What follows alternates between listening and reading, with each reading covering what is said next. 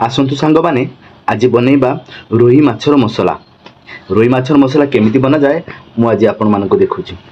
मु किछि रोही माछ मार्केट रू काटिक नहीं आसली भल भाव धोई सफा करी मुझे लुण हलदी लंका पाउडर आउ आमर सोरिष तेल दे मुझे भल भाव मेरिनेट कर रखी। तापर आम नहीं किछि कंचा लंका 2 इंच अदा रसुण धला सोरिष कला सोरिष ठीक अच्छे ताको आम मिक्सचर जार ढाली देबा। ढाली देला पर गोटे छोट मीडियम साइज गोटे पियाज काटिकी ता देहरे पकेदेबा। आ किछि फ्रेश कटा हुआ धनिया पत्र ता देहरे ऐड करदेबा। ऐड कर दे सारा पर ताको गोटे बहुत भल भाव गोटे पेस्ट बनैदेबा ठीक अच्छे। तापर मु किछि टमाटो पतला पतला करके काटिकी नहीं जाइछि। तापर मु कढ़ई बसि दी कढ़ई बसि दी सारा पर से किछि तेल ढाल दी जोटा कि सनफ्लावर तेल ढाल दी सारा तेल गरम हो सारा मुझे ढाल देली माछ को भल भाव फ्राए करदेली। माछ को आम फ्राए करवा जमी पूरा कड़क न हो टिके नरम थी पूरा बेसी जमी कड़क भजा न करेंगे। देखो मुझे भाजी देखूँ केते सुंदर भाव लाल हो जाइए कड़क है नहीं पूरा नरम अच्छी मछटा देखूँ ताको आम भल भाव पलटी कर नवा।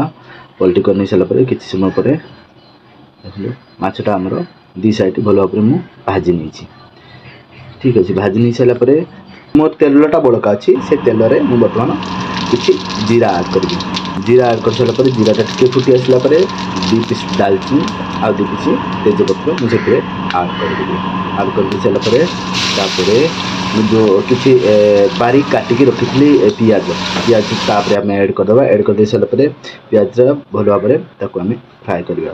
फ्राए हो सारापर आम कौन करवा कि हलदी आउ कि कलर लंका पाउडर जोटा कि काश्मीरी चिली ठीक अच्छे ढाल दी सारापर से मुझे सोरिष धनिया पत्र जो पेस्टा मुझे रखी से पेस्टा को बर्तमान आम ऐड करवा।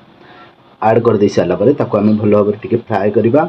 फ्राए कर सारा से टमाटो को जो काटिक रखी बर्तमान मुझे पेस्ट कर देखु से पेस्ट को तादेहरे आम ऐड करदे।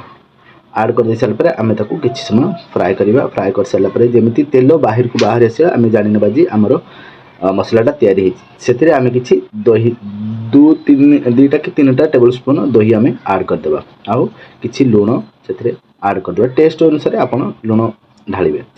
मसलाटा आमर तैयारी सारापर मत सेमी ग्रेवी दरकार था मुझाफल से पानी ऐड कर देखु मसलाटा पूरा परफेक्ट होते सुंदर कलरफुल भी होती। मुझे पानी ऐड कर सारापर पानीटा फुटी आसला से माछटा को जो फ्राए करके रखी माछ छाड़ दी माछटा को ऐड कर दी। माछ ऐड कर सारापर लास्ट जमी फुटी आसपर मुझे बनई रखी कि गरम मसला पाउडर से ऐड करदेली।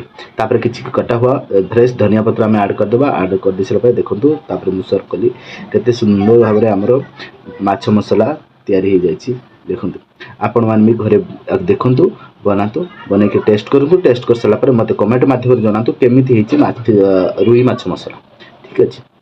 आपड़ जदि मो चैनल को नुआ देखुं मो चैनल टाको सब्सक्राइब करनी लाइक शेयर करने को भूलिए। रही बाय बाय जय जगन्नाथ।